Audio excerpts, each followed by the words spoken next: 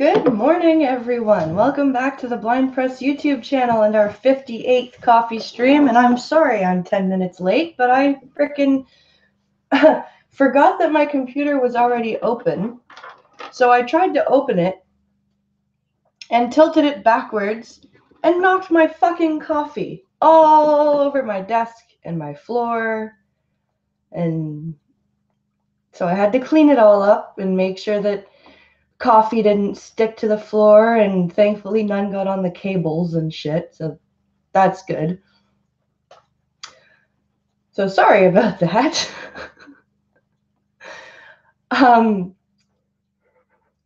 Let's say hello to chat here. Hello, Jacob Navo.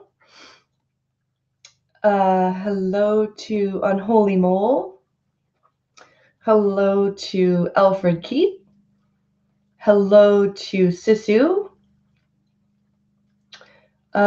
Nico popped in to say hi, but he's going back to sleep. No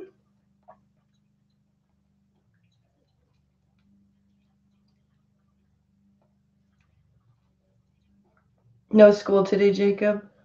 Oh, you're looking after your nieces and nephew, or your nephews and niece. How's that going, Jacob?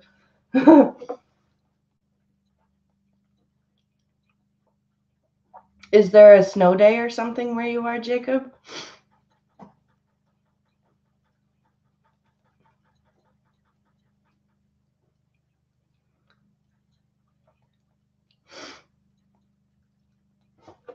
So yeah, we've now that we're starting 10 minutes late, let's tell you guys about the it's crazy, says Jacob. Yeah. Hi, Seamus Darby, how are you? I hope you're doing well. So the I had the interview about the dog yesterday, and that went really, really well. So what they did was she came and asked a whole bunch of questions about like everything on my application, just about like how I travel, the routes I travel, how often I travel, if I had any questions about the dog. She told me about the breeds that they have. That school does Labradors and German Shepherds. They give German Shepherds to the really active, really routine-driven people. Labs are a bit more adaptable. So I'm hoping I get a lab because, well, I named the dog Worf. If I could name the dog, I would probably name it Worf. But the crappy part is you can't name the dogs because when they come to you, they are about 2 years old. So they need to be named before, like when they're born, so that when you train them, you have something to call them so that they can respond. So usually your dog, well, not usually, your dog comes. I had it muted, hadn't realized it had it started. I'm such a dork. That's okay. That's okay. So yeah, but the good thing is that when they name the dogs, they give them pretty cool names. So thankfully they don't really have many guide dogs named Sparky running around. You know what I mean? Like they actually have really cool names.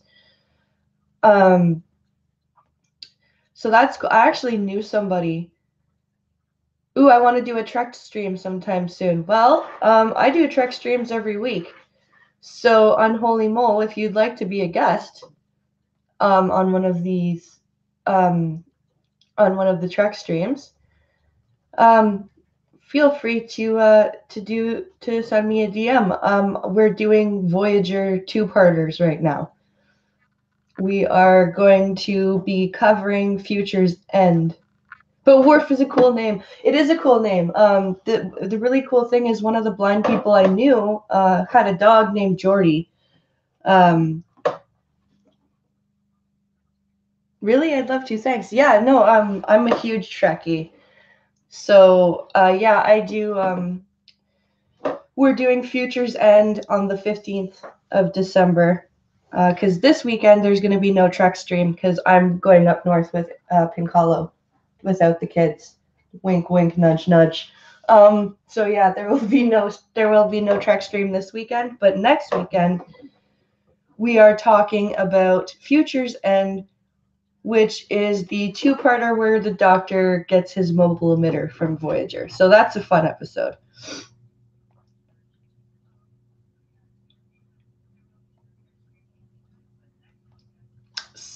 So yeah, the cool part about the dog interview, what else they did was they had to take I had to take them around my neighborhood to show them how I traveled, how good my cane skills are.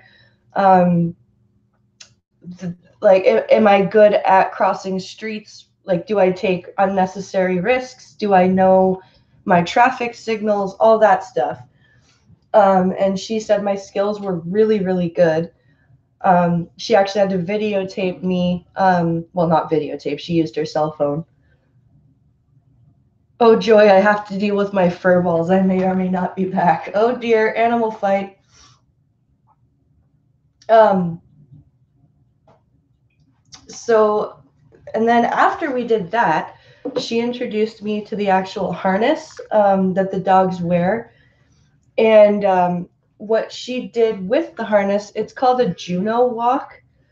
And what that is you, the trainer, the instructor will put her hand inside the harness and kind of bend over a little bit so she's at the level of a dog, and she will pull the harness and kind of simulate what it's like for the what it would feel like for a dog to be in harness.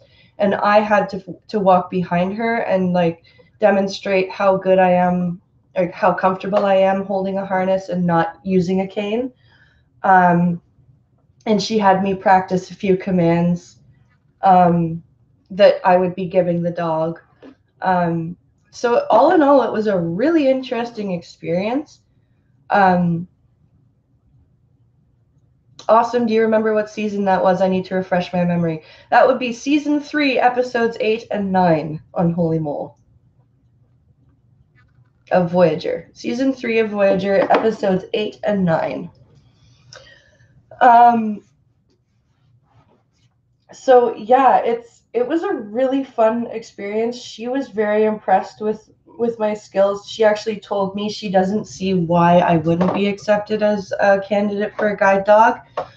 I can expect to hear back from them just after Christmas as to whether or not I've been accepted. And what I will have to do then is to wait. I will have to wait either. The Juno walk must look ridiculous. It probably does, yes. And the funny thing was, she was making me practice not just the commands, but the affirmations. So she was actually making me tell her, good dog, right? And it was really amusing because there was somebody that was walking an actual dog across the street. So it was really amusing. Um,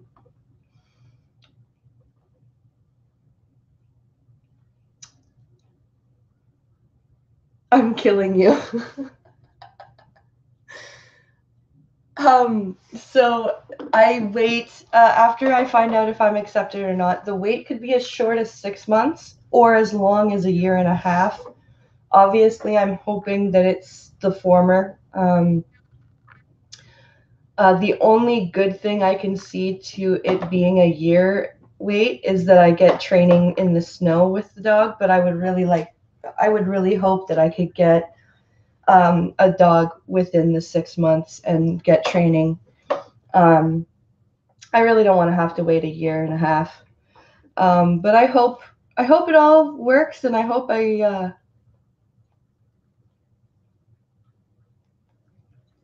I hope I get accepted. I really do. I'm kind of waiting on pins and needles now for the phone call. Dogs are human soulmates. Dogs are great. And I found out that they teach you how to groom your dog and everything in training. And I was really glad to hear that because I've heard that a lot of humans, a lot of blind people find a lot of joy in bathing and grooming their dogs, and they find that it helps bonding. Um, Obviously, there are some dogs that don't really like the grooming, but every dog that's a guide dog from that school has been exposed to it. Um, so they teach you how to do all of that, like pick up after it when it goes to the bathroom, all that fun stuff. Um, so yeah, I'm super excited, and I hope I get picked. Fingers crossed for you. Thank you, Unholy Mole. Venom comes out for digital release. Oh, cool.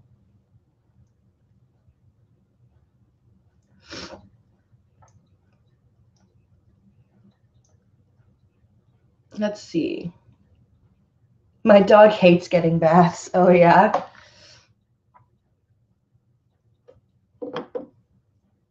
Yeah, there are some dogs that just absolutely hate it and some that just absolutely love it.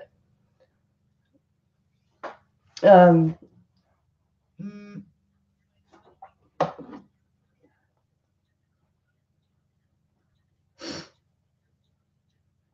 so yeah, all in all, it was a really good interview. It went really well. I was completely anxious ridden for nothing, but that's how I get. Where did I put my lighter? Seriously.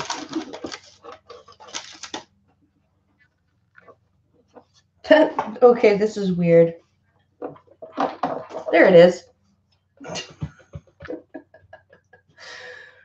Blind people problems. Where did I put my lighter even though it was right in front of me? Oh, Pink Hollow has had to do that, Nico. Trust me, he does not enjoy that.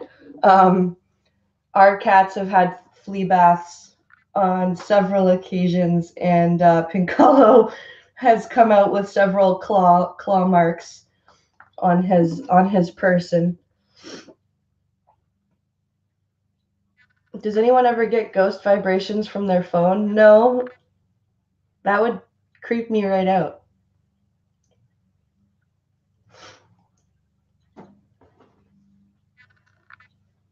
That would just creep me right the hell out. If my phone just vibrated for no reason. Seeing people lose lighters too. Oh, I know, but it's just really funny because it was literally right in front of my hand. I was just like, where is it? Where is it? Yep, all the time, lol. You should have seen it in our old apartment. We had lighters, like, we would lose our lighters all the time in our Lazy Boy, and then we would go to clean up the Lazy Boy, vacuum it out, and we'd pick it up, and all these lighters would just fall out of the thing. We'd have like a pile of 5.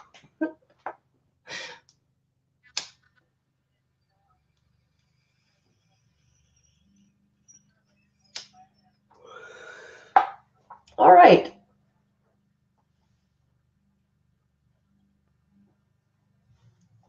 Nico says most of the time it feels like you felt the phone vibrate, and it didn't. Yes, that has happened.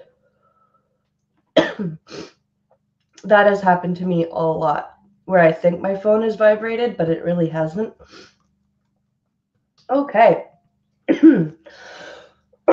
Now that we have talked about the interview, let us go into the Twitter DMs where I have DM'd myself a few news stories. We have a couple from Gunfox and a couple from Nico today. And my chair is a lighter eater as well. Oh, God.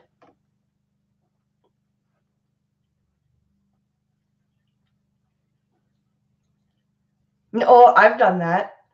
I thought I felt a cat jump up and reach over to pet, and there's nothing there.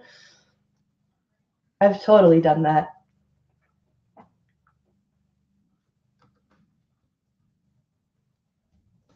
All right.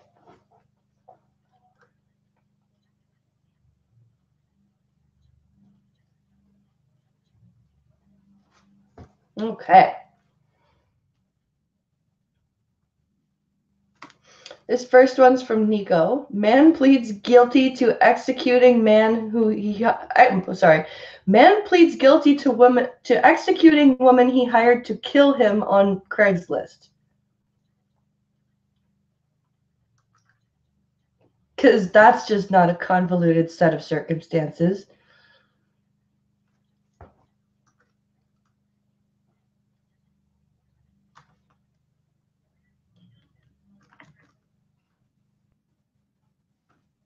Come on, story.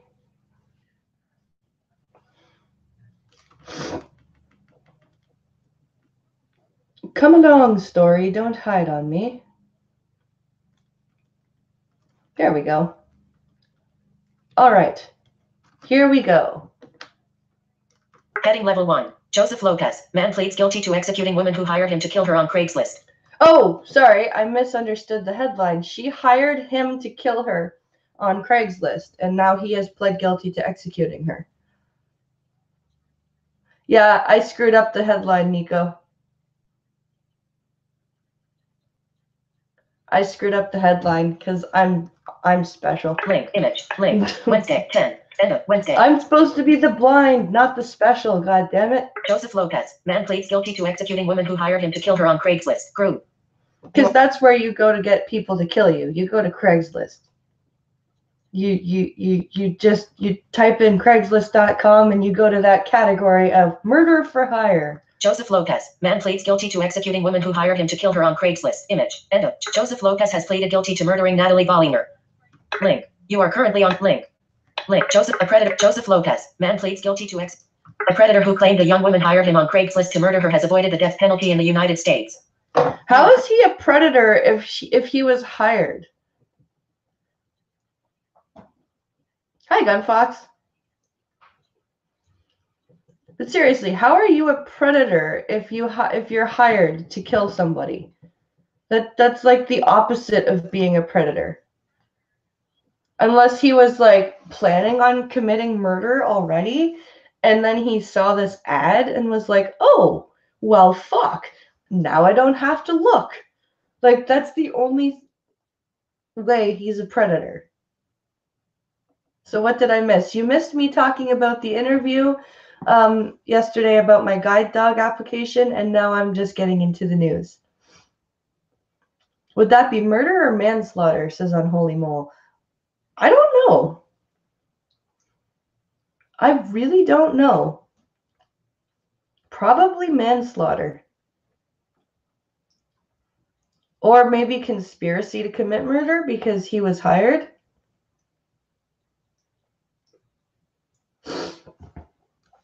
Joseph Lopez was sentenced to 48 years jail after pleading guilty to second-degree murder of Natalie Bollinger on Monday. I believe you mean after pleading guilty to the second-degree murder, not pleading guilty the. He had to get consent, so feminists can't be mad.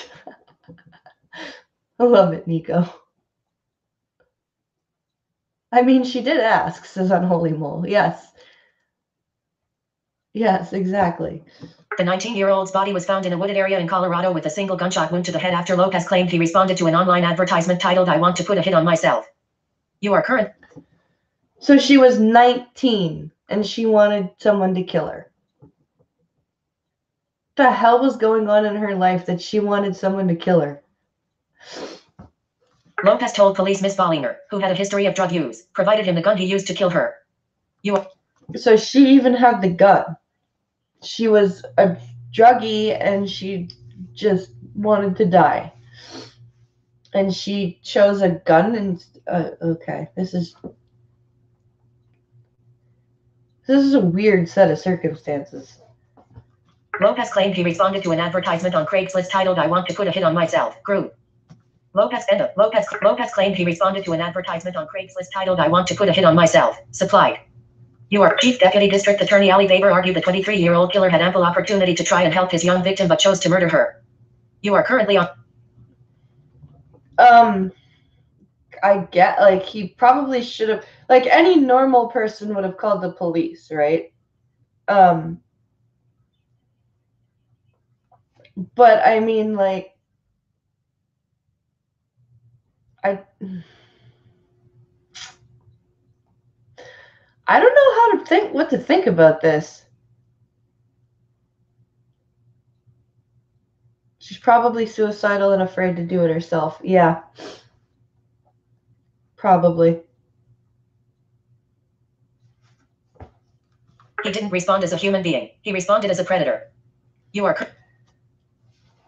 No, I don't think he responded as a predator. He responded as a greedy fuck who wanted money.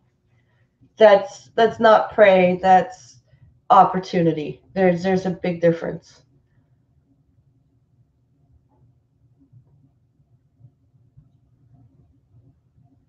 I have to agree, Nico, yeah. Yeah, he didn't respond as a predator. He responded as an opportunist. That doesn't make it right, but I don't think he was a predator at all. According to the Broomfield Enterprise, the pair drove around for some time before Lopez prayed with, then killed Miss Bollinger. You are currently. He prayed with her and then he killed her, huh? That's a little weird. But I guess, like, she wanted to be prayed with before she died. I don't get it. Like, I definitely think that he should be punished. But I don't think he was a predator. I think, like I said, I think he was an opportunist. Maybe he saw that she was suffering. I don't know. Like, Heading level 2. Related articles. oh, that's the end of that article? Okay. Why do journalists just suck at ending articles now? I don't understand. Hi, Churchy. How bizarre, says Unholy Mole. Yeah. Morning, I live in Colorado. Broomfield is 5 minutes away from me. Oh, wow. Sad story. One life ended and another ruined. Yes, Churchy, I completely agree. Was it murder or suicide? They charged him with second-degree murder, and he's gotten 48 years in prison. And he's 23. So he's going to get out of jail when he is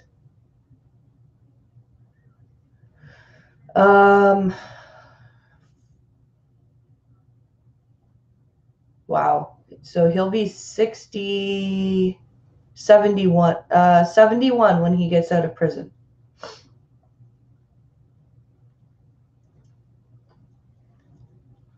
They suck at writing articles because people have short attention spans, plus shorter articles means more clicks. That's true, Susu.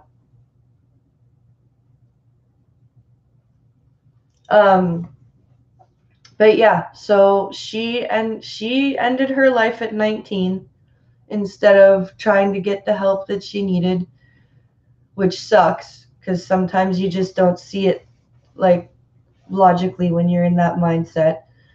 And she hired somebody to do it for her, which means now somebody else's life is fucked.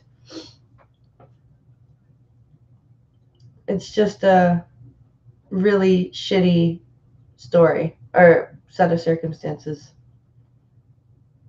That seems excessive. Yeah.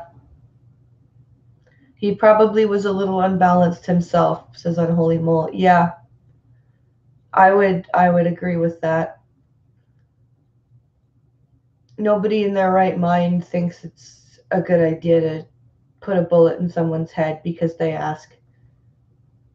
How did the dog thing go? The dog thing went great, Gunfox. I'll know after Christmas whether I've been accepted, and then it's a waiting game. until they find a dog for me.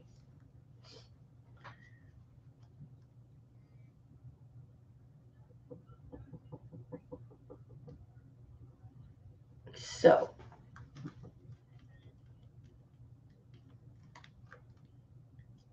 and here's one from Gunfox.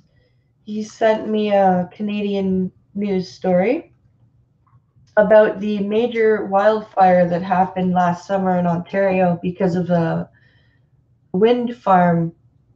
A couple of wind farms caught fire.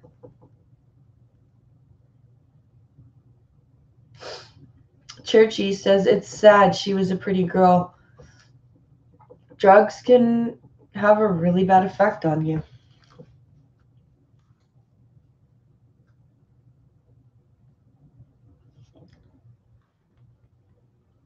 Okay.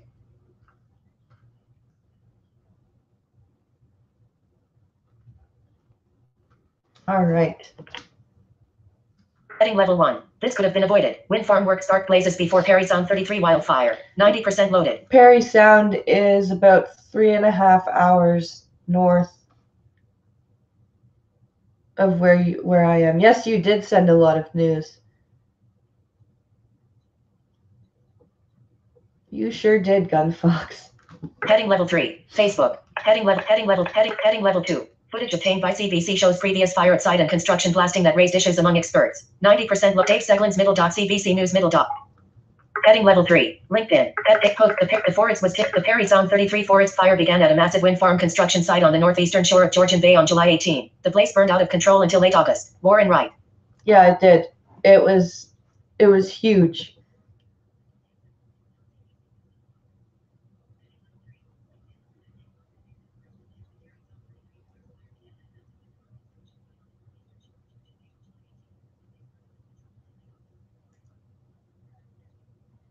I'm a recovering junkie and addiction makes you crazy. It's really sad, says Unholy Mole. It is. The one I sent is the follow-up, or the one I sent is the one I'm most interested in. It's the follow-up to the gene-edited babies. Yeah, I'm definitely reading that one. If I can find where I put it. The forest was tinder dry, with no rain in weeks. The parched grass in the undergrowth had turned to straw, prompting fire bans across northeastern Ontario. Yes, that's exactly what had happened. It was really dry in northeastern Ontario last year, and basically for the whole summer, there were fire bans. Met heavy construction in the Bushcrest on last summer at the site of the province's largest wind energy development. CBC News has learned there were at least 3 construction-related fires at the Henvey Inlet Wind project in the weeks leading up to Perry Sound 33, the massive wildfire that torched thousands of hectares of wilderness along the northeastern shore of Georgian Bay, a destructive path that started at the construction site on July 18. Hectares, by the way, for my American friends, is a measurement. It's like acres.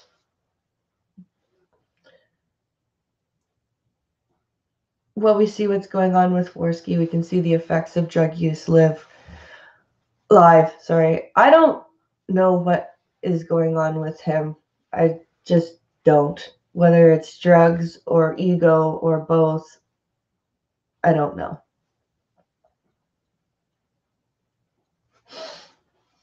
The 3 previous fires were reported to the province at the time. In one case, officials even had to dispatch water bombers to help bring the fire under control. I remember that. They did. They brought in literally water bombers to help with the construction fire. It was insane. And then the whole basically northern Ontario just burned. Well, not the whole of northern Ontario, because that would be a lot of fucking land. But a heavy truck operator who worked at him tells CBC News there were many more small fires during the same period prior to Perry Sound 33. Oh. You are currently up. List 1 item. List 1 item. Link. End of list. Wayne Hollis says the little fires were quickly contained, but ought to have been a clear sign that construction work should have been halted, or at least minimized, to protect the parched forest. Yeah.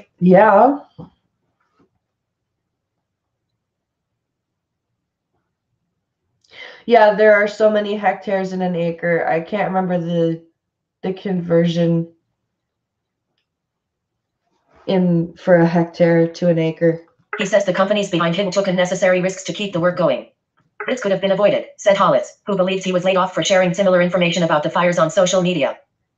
You are. Oh. Interesting. Very interesting. The weather was really, really dry. Things were very volatile on the ground. You watch. Former Hill worker Wayne Hollis describes how the fire started. Play button. I want to play that video, but I don't want to get fucking...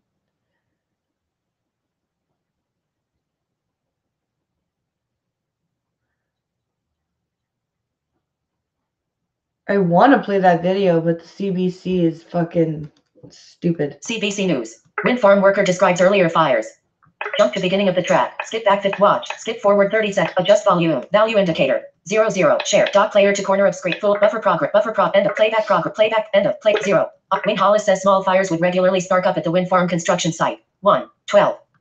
Oh wow! So they would be working, and then small fires would pop up, and they would like I guess contain them.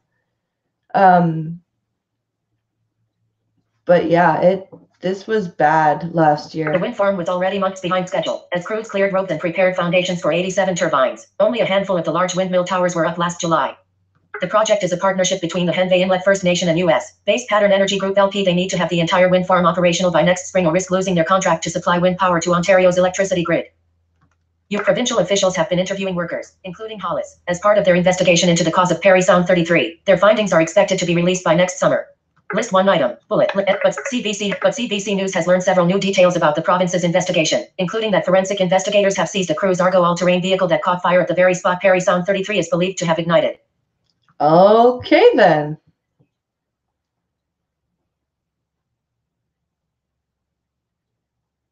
He's admitted he's on coke, but a study came out recently that says 99% of the coke that's in Canada is actually meth. Holy... Okay, I didn't know that. CBC has also obtained exclusive footage that shows how explosives were used at the wind farm site earlier in the season. The footage was reviewed by 3 independent experts, each of whom raised safety concerns.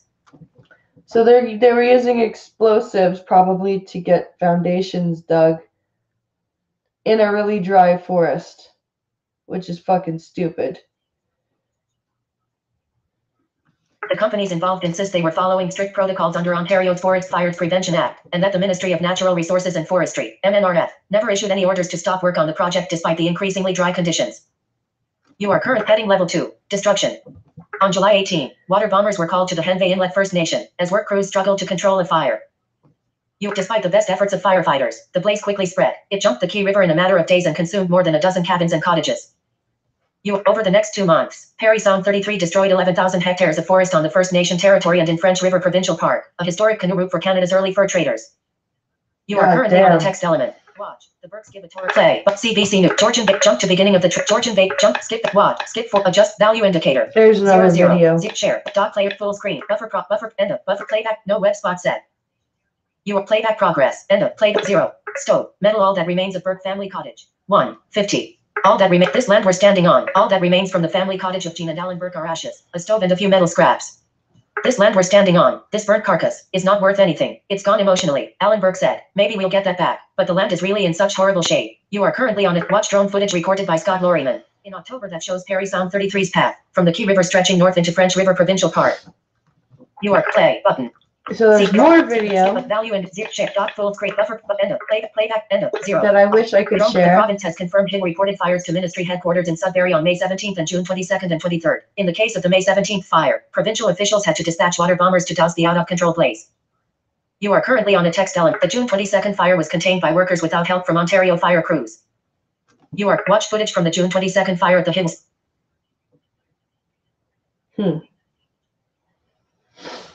So they've only reported 3 fires, but it looks like there were several smaller fires. Henvey and jump to beginning. Henvey and dot full buffer end of playback prop playback end of 0. But Wayne Hollis says a look at a blaze on constructions. But Wayne Hollis says during that time, workers were often dousing spot fires caused by blasting or machinery working in the rocky forest.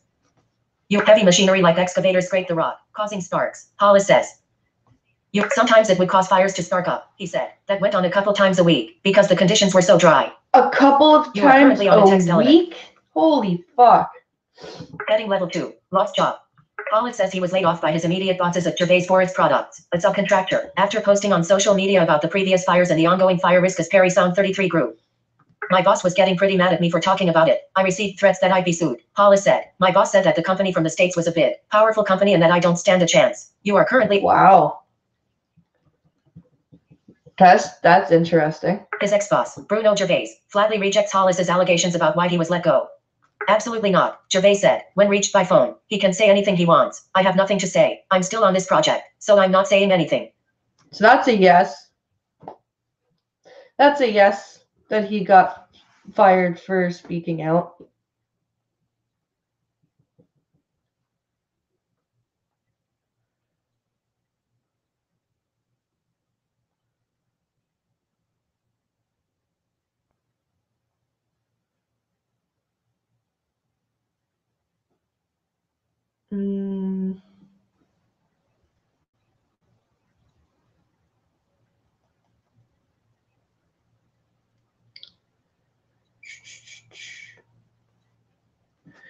Let's see. List one item. Book. End of Hollis.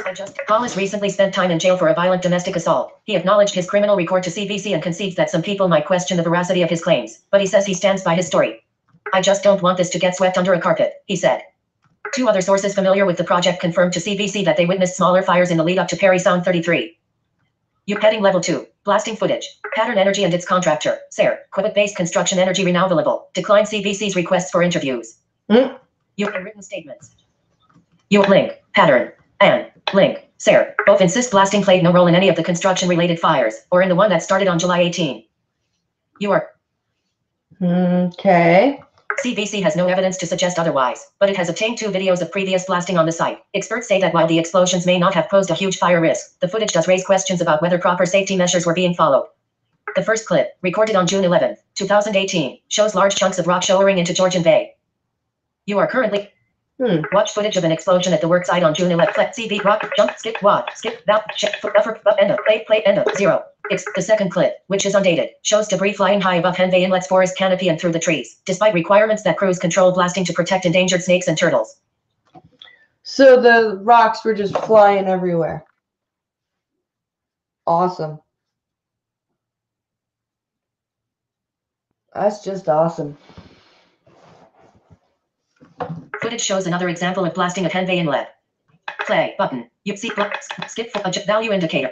Buffer end of playback end of 0. Expert CVC showed the clips to 3 industry experts who all agreed the volume of debris indicates either no blast mats were used or not enough of them to dampen the explosions. There should be a lot more control, said Wayne Takaveri, a health and safety advisor in the road construction and mining industry. Rocks into the lake, from an environmental standpoint, is a definite no-no. Yeah. Yeah, I would agree with that. Blast mats can also help prevent fires, he says, but they are expensive and time-consuming to set up. Blast mats, like those seen in this picture, are made from recycled tires. They are used to suppress blasting debris during controlled explosions on construction sites. Reliable tire recycling. Pattern would not discuss CVC's findings or what measures are in place to minimize or control explosions, nor would the company say what caused the previous fires at the wind farm site, other than blasting played no role. While CVC has no evidence blasting started any of the fires, a lack of rubber blast mats would be in direct violation of the projects. Link. Environmental assessment. And link. First Nations permit. Period. As for fire risks, Pattern says its general contractor, SARE, submitted a link. Detailed plan to the province on how it would prevent fires and meet provincial regulations. Construction activities of this nature are permitted to proceed across Ontario in accordance with protocols established by the ministry. Pattern Energy's Frank Davis wrote in a statement. The province says officials have been working with the wind farm developers since March to educate them on how to follow Ontario's fire regulations. You are currently on a text element. Operators must follow regulations, but they don't have to report to us daily, a spokesperson said in an email. Well, maybe they should. Cottager O.J. Lorryman said she spotted 3 to 4 fires at the construction site in June and early July. Dave Seglin/CBC. O.J. Lorryman, a nearby cottager on Georgian Bay, says she and her husband spotted dust clouds from blasting and large plumes of dark smoke from fires at the hidden site on several occasions in late June and early July. She is furious construction of any kind continue given the dangerously dry conditions. This is Group of 7 land. This is Tom Thompson. This is beautiful white pines. It's canoe trips. The French River. The voyageurs. There's so much history in here and it'll never be replaced, said Lorryman, surveying the damaged landscape. You are currently on heading level 2. Argo. Yeah, she's not wrong. That is a lot of history that's been destroyed because of Laziness. Pure laziness. Let's see if I can find that baby story.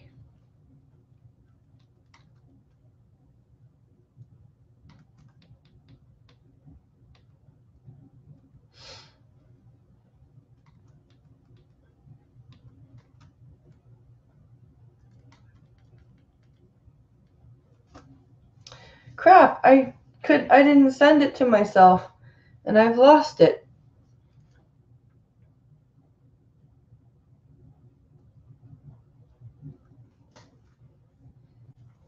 Damn it all.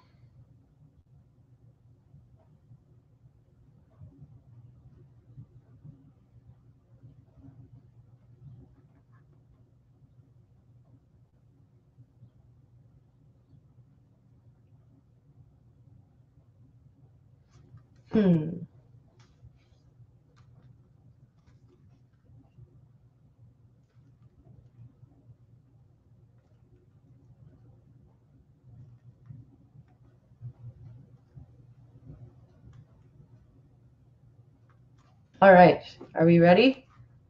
This is another one from Nico. I think you did.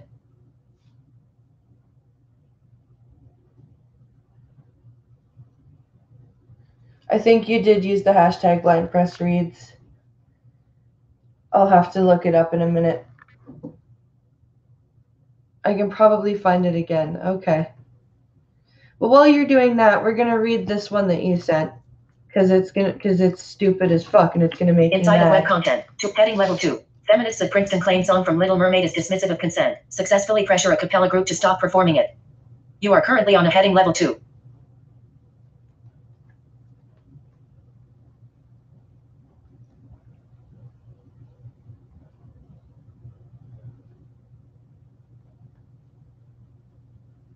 Let's see here.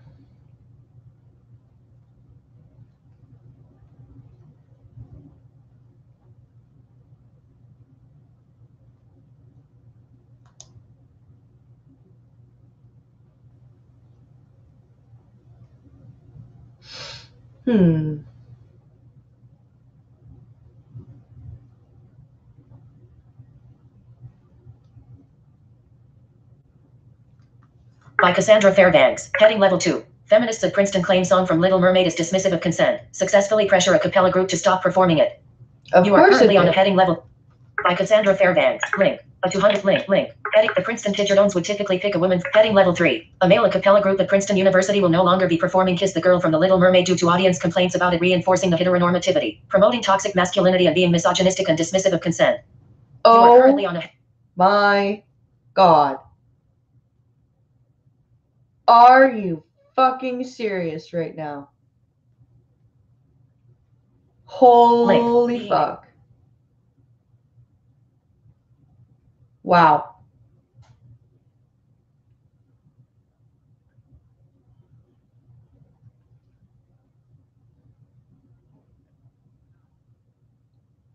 What did Trudeau do today? No, I didn't. I'm freaking... Let me read this and then I'm gonna go jump into the Discord because on my phone I can only see a few of the stories at a time. But on my computer I can see more. So let me find that one after I read this dumbass story about consent. And then I will and then I'll look for that one to end it.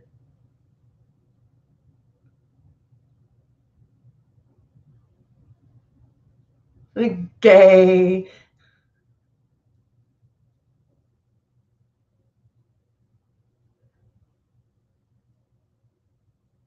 Forgetting that Ariel was mute in the movie and was leaning in to kiss Eric, which never happened. Yeah, that's exactly true, Nico. Heading level 3. A male a cappella group at Princeton University will no longer be performing Kiss the Girl from the Little Mermaid due to audience complaints about it reinforcing the heteronormativity. The Princeton Tidgerones would typically pick a woman from the audience to serenade during the cute and playful performance.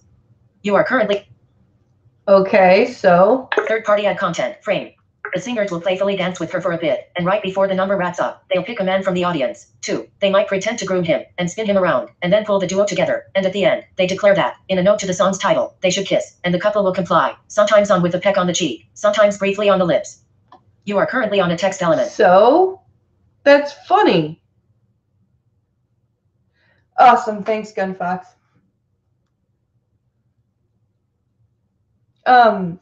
But seriously, that's funny. That's a funny little performance. That's kiss the girl, you know. Oh no, that's in my head. Fuck. You gotta kiss the girl. Whoa, whoa. Fuck off.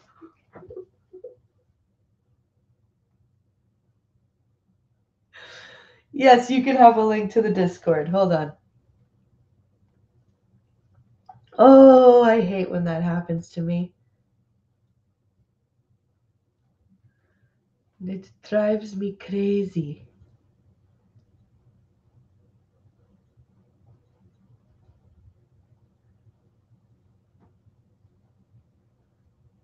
Oops.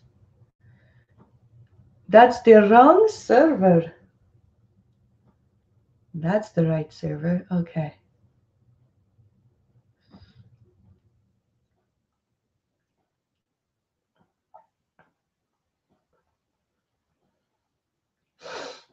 Good Lord, I'm hungry. Why did I not eat something before I started streaming? That was stupid. Okay. Let us paste this link in the chat. There you are.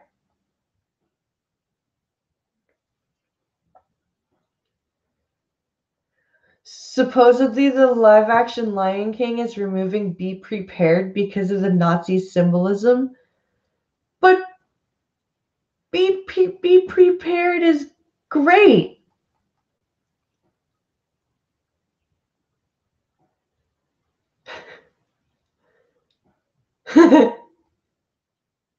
Did you just send me Kiss the Girl on YouTube there, Gunfox? Link. Inside Higher Ed. Reports. Frame. The performance came under increased social justice scrutiny when sophomore student Noah Wallstein.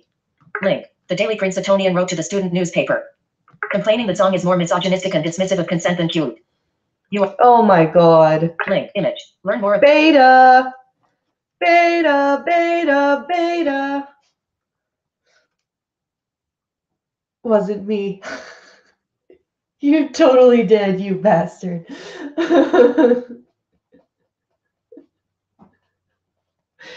Oh.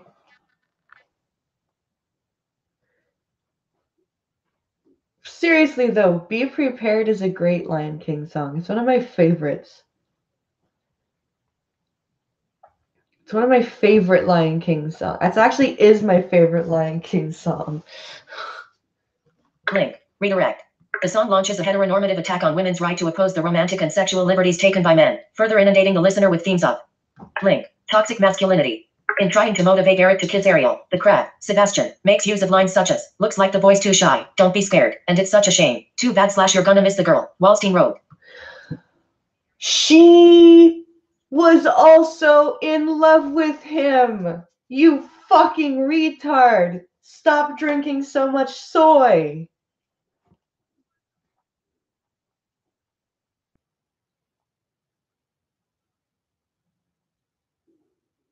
God damn. Seriously. Wallstein added that such expressions imply that not using aggressive physical action to secure Ariel's sexual submission makes Eric weak, an irrefutable scarcity cat, applied outside of the realm of the movie. These statements suggest that masculinity is contingent on domination of women. This attitude can catalyze violent tendencies toward and assault against women. You are currently on. Hi, I'm Noah. Could I please have a soy latte? Thank you, barista. That's who you are.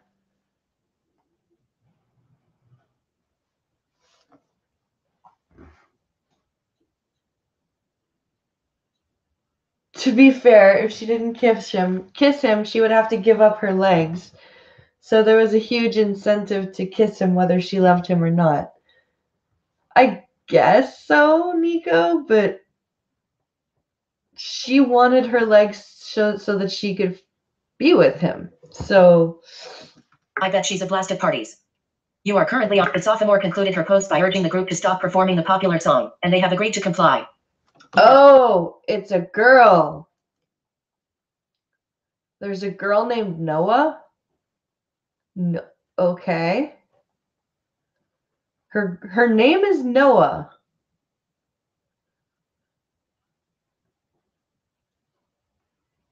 That's weird.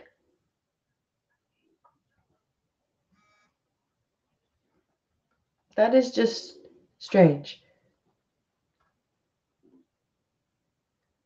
But the live action Lion King also removed the hyenas? You can't remove the hyenas. You can't get rid of the fucking hyenas. No. Fuck that noise. My children will not be watching that movie. They will be watching the original. Thank you very much. They will be watching the original with Ed. Fucking Ed.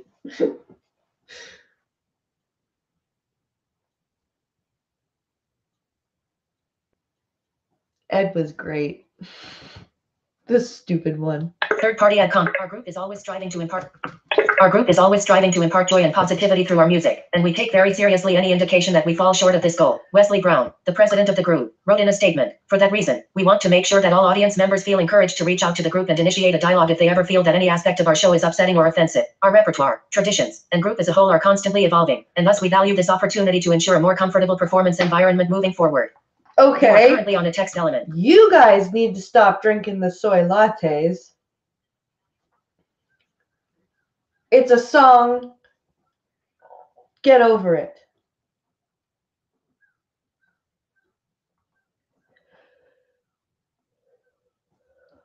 Get over it, people.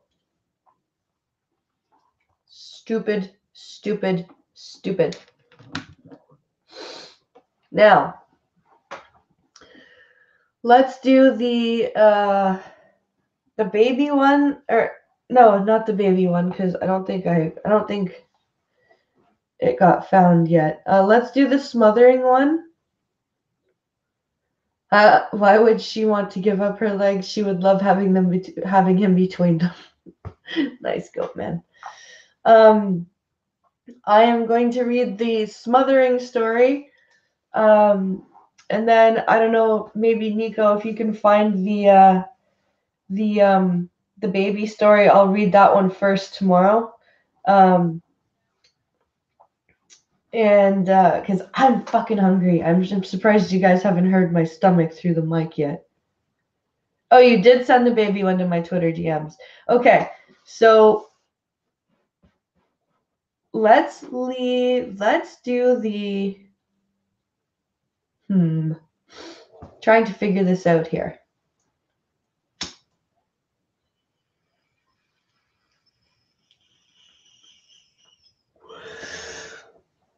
Maybe I'll get a little high. That'll help.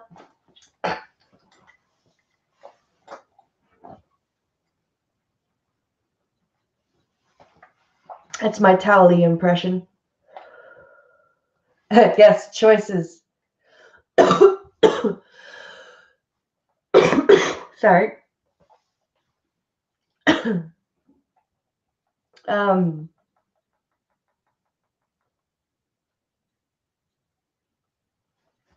All right, here we go. Here's what we'll do.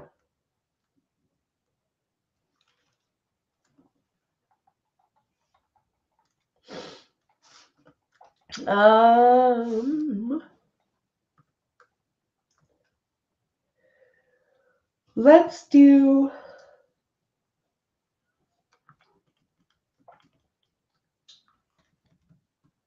actually, you know what? I'd like to do the baby one, if it's okay with you, Nico. I'd like to do it tomorrow morning because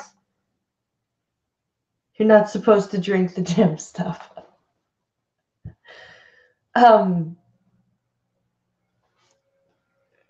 because tomorrow morning Skep Talk is joining the coffee stream as my co-host. This is going to be an ongoing thing, and I kind of want his input on this. I want to know what he has to say about it as well. I think it could be a good discussion. So if you don't mind, Nico, I want to use that story to actually have a discussion and a debate. And if so, I'd like to read it first thing tomorrow so that I actually have time to drink it. Oh yeah, or yeah, again, no, it is interesting because it's a follow up to the last one. But I think it would be a cool topic to have Skeptox input. So let's go to the Discord. Discord. And we'll read about how a guy got smothered by his girlfriend. The link took you to Discord, but it's blank. Weird. Here, let's try again.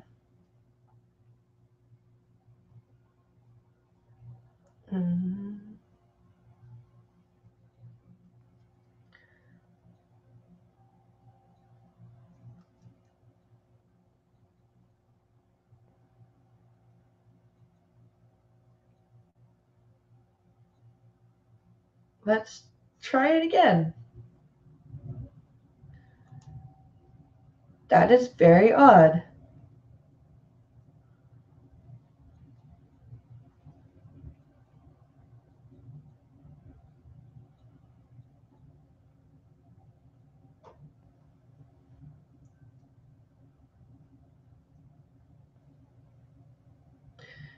Sometimes YouTube adds an invisible character at the end of links. Oh.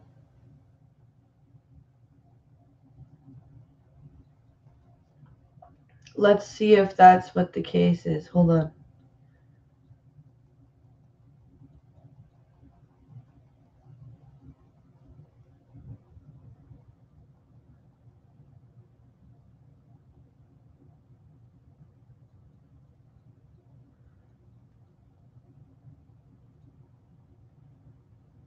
Let's see. No, that time it didn't do that. So let's see if that works.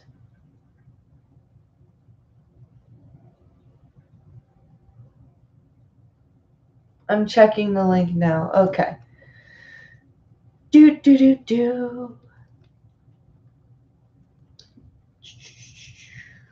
Which is the right one? That's not the right person. Where is that the right one?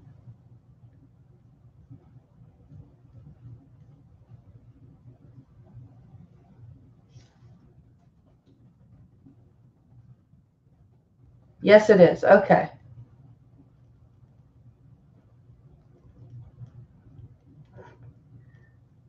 Okay, 300-pound woman guilty of crushing boyfriend. Okay. Holy fuck. Holy fuckles. That's a lot of weight. Oh! Ouch, Nico.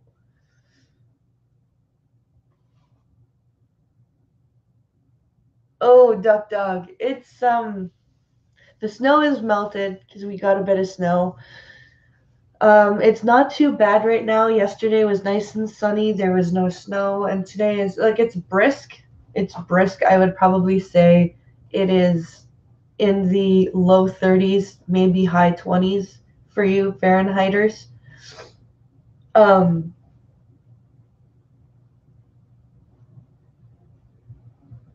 Oh, you need rolls.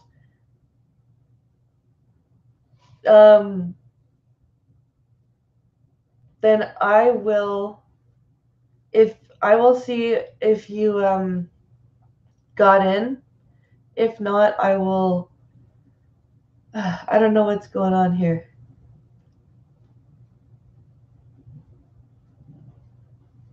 So both the links work, so you just need roles. Okay. All right.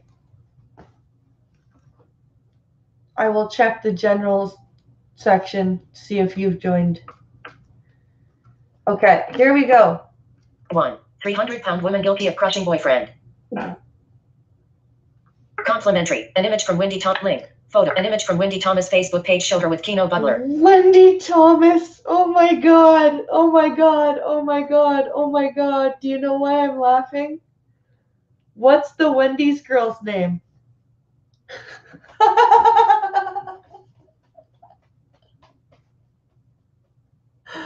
Oh, I'm horrible. I am fucking horrible, but still, I had to.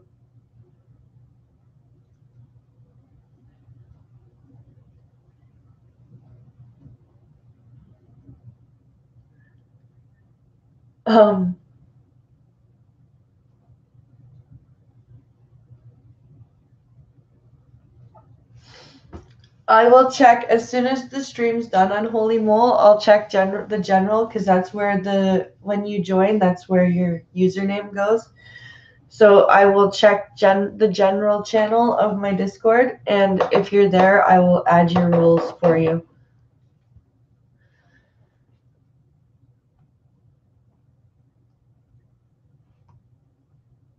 Wendy must be eating a lot of McDonald's. End of. An image from Wendy Thomas. End of. Compliment link. Link. Email posted. Updated. A woman has pleaded guilty to killing her boyfriend by stabbing him, hitting him with the table leg, and crushing him under the weight of her roughly 300 pounds. God damn. So she stabbed the poor guy, beat him, and then smothered him? Why? What the fuck? 12.7 best text. Wendy Thomas, of Erie, faces a sentence of 18 to 36 years after pleading guilty to third-degree murder. She had been scheduled for trial next week, but instead will be sentenced on December 21st.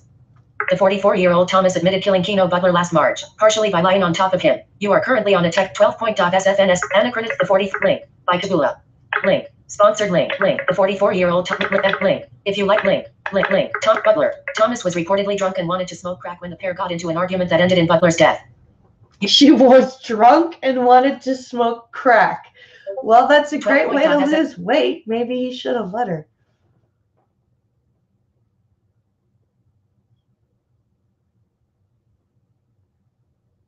That poor man. I agree.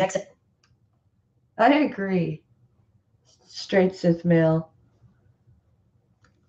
Butler, who went by the nickname Loco, is survived by a daughter, Adele Brown, 2 grandchildren, his mother, and 9 siblings, including Sandra. 12.sfn. His nickname was Loco.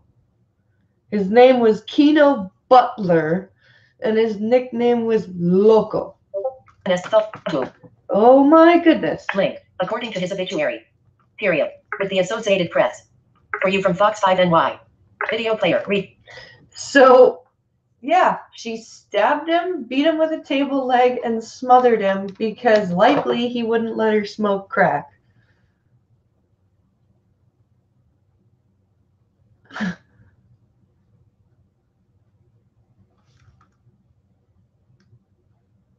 Hearing how he died, he had crack as well. Oh, okay. LOL, who doesn't?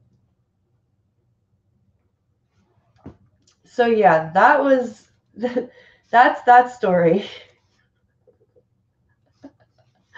That's I'm sorry the poor guy died.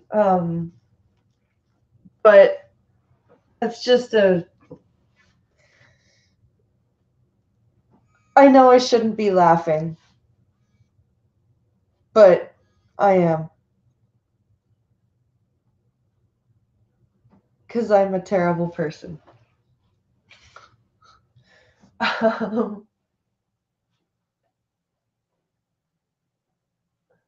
I am a terrible, terrible person.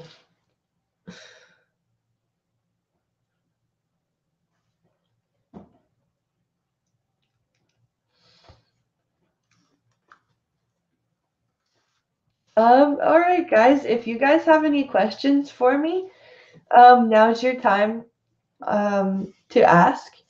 I'm gonna go until 11:30, and then I'm gonna go eat. I'm fucking hungry.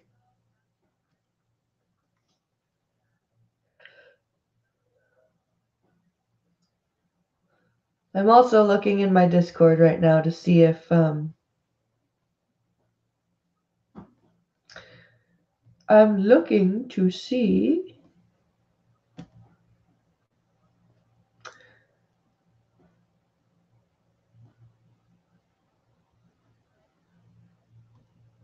I am looking to see if there is an unholy mole. There is an unholy mole.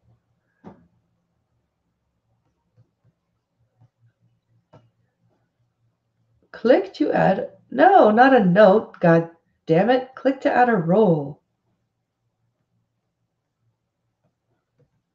There you go.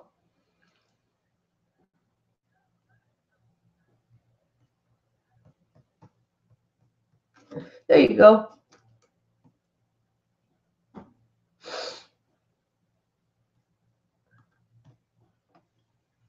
There you go, unholy mole.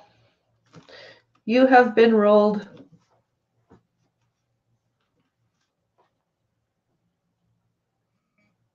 In the words of Whitney Houston, crack is whack. Oh, Churchy, that was good. That was good.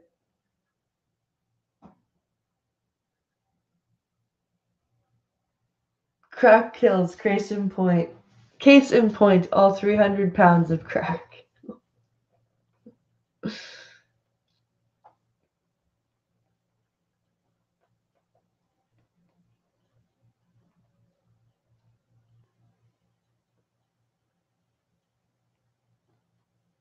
So yeah, guys, if you've got any questions or comments for me, now is your time.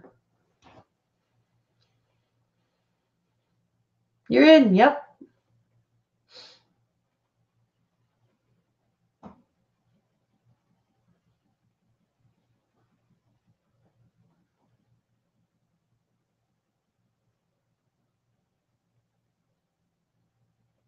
So yes, tomorrow, starting tomorrow, Skep Talk is going to be becoming a co-host on the coffee stream, which means we will actually have a human being reading the news. And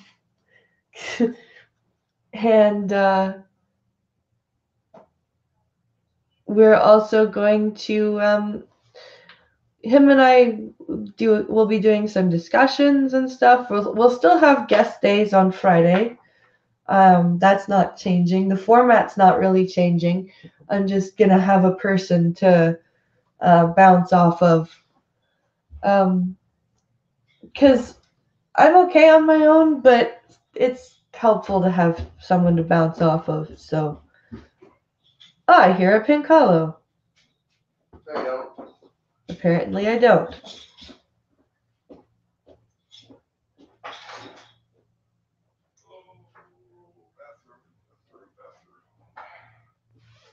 Oh, that's why. Why do you leave the door open? No wonder that it echoes so poorly.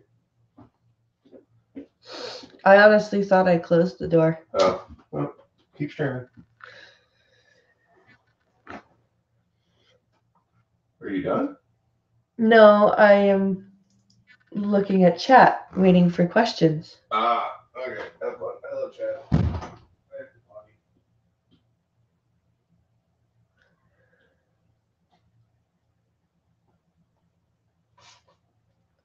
Blind press, I was at a car accident where a kid bled out into his belly.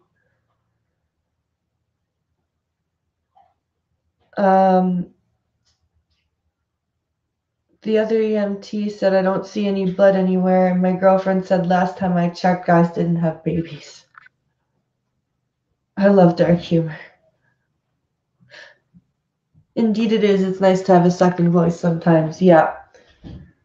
And Skep and I have a lot of fun streaming together. He's when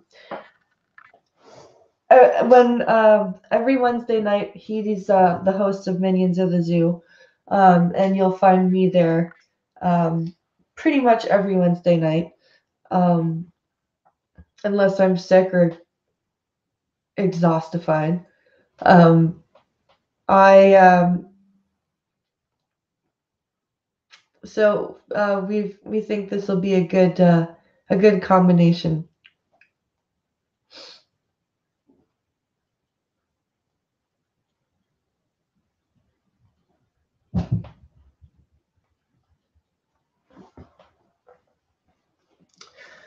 So yeah, guys, we've got 9 minutes left. So if anyone's got any questions or comments, also please like and share the stream. And if you're able, please consider donating to the Streamlabs link or becoming a patron. Both links are in the description of the video or of the stream.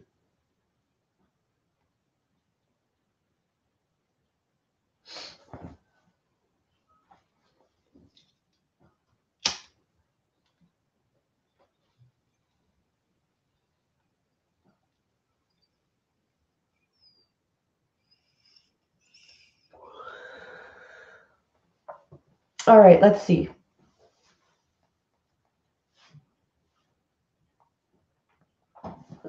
Sorry, Kat had her claw stuck in my... Wait. Oh, she had her claw stuck in the curtains and was freaking out. Yeah, that happens. That happens here as well. Or, stuck in couches or just pretty much anything. Pretty much anything. My cats are special.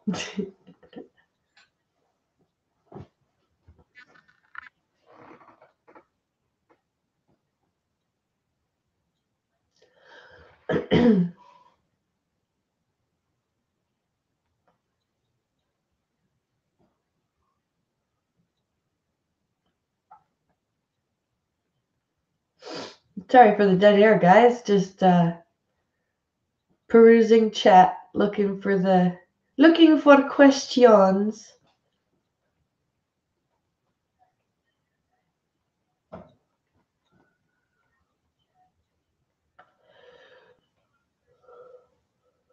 Aha. There's a story that you might like in the Discord for tomorrow. Thank you, Gunfox. I was wondering with the dog, will it be allowed to be in the bed? I don't. Well, I know that sometimes some blind people allow their dogs up onto the bed, like sometimes, but not generally. Besides, I don't have a big enough bed. I'm gonna be getting it a dog bed. Uh, yeah, I'm gonna be getting it a dog bed.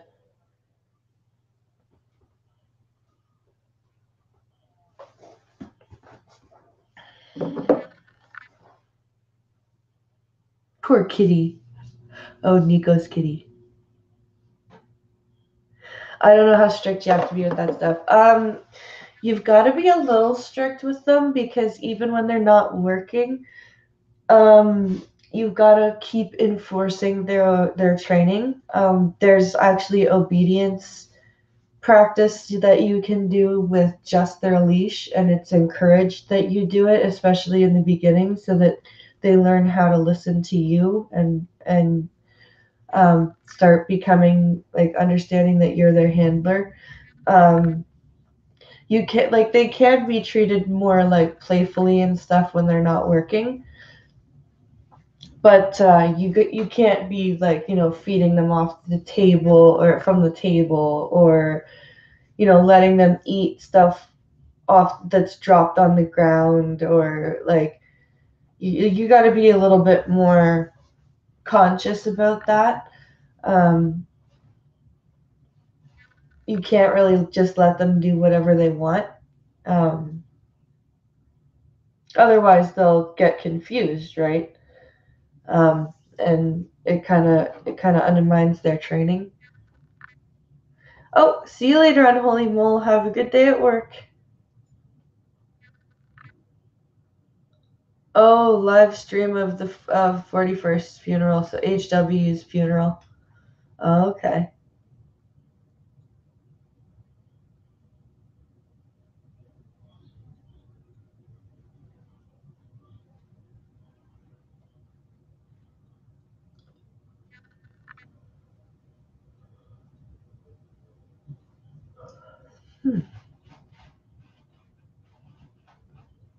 It's cold with my window open. That's a stupidly obvious statement that I've just said. So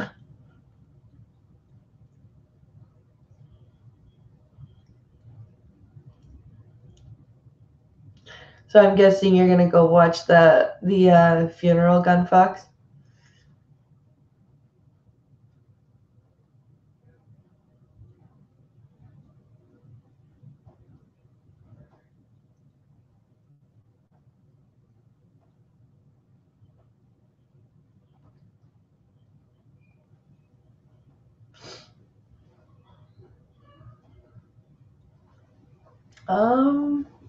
Anybody got any more questions or comments?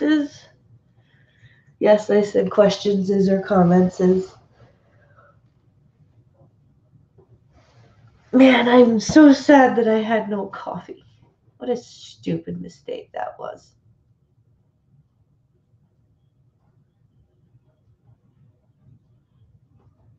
Oh, your Pokeball keychain just came in the mail. Cool. Bethesda's Fallout 76 refund policy causes confusion as lawyers circle. Oh God. Who is calling me? Oh, it's my O&M instructor. Why do people call me at such inopportune times?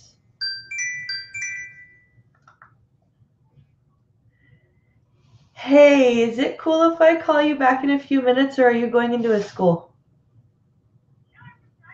Okay, I'm awesome.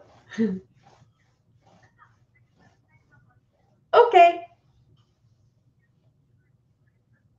Yay. All right. Okay. Bye. She was just trying to tell me that she was proud of how I did.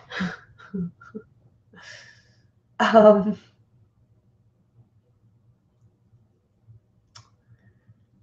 um, um, um, um.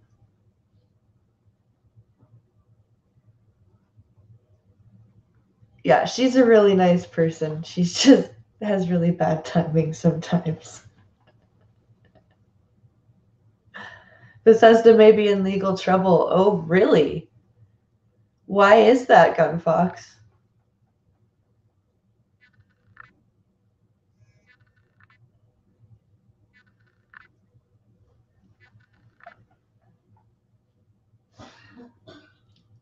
Because of the refund policy or because of I'm not sure. That's actually interesting. I'll DM you the news story in Discord. Okay, cool. I'll read that tomorrow too. Well guys, it's 11:30. I'm starving and I require more caffeine. So I'm going to end the stream, and tomorrow we will be joined by Skep Talk as the new co-host, and it will be fun. And I think you guys will very much enjoy it. Well, I hope you will. So we will see you guys tomorrow at 10 a.m. Eastern, Thank you, Gunfox. It's in the Discord DMs, he says. I will talk to everyone tomorrow morning at 10. Have a great day, guys. We will see you tomorrow, and stay safe out there.